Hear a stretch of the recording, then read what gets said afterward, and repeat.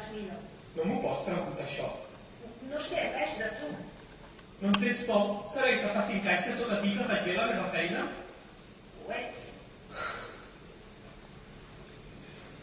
No ploris, sisplau. Tens parella? No. Algú més o menys estable?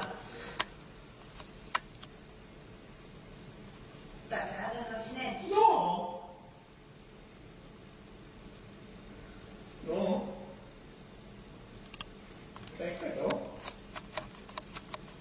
Creus que no?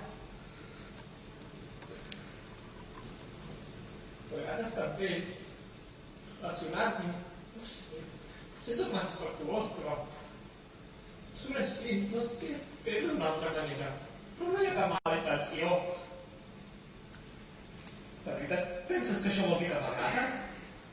No, suposo que no.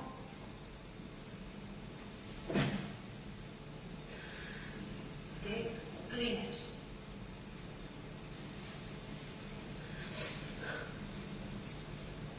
Me'n vaig. On?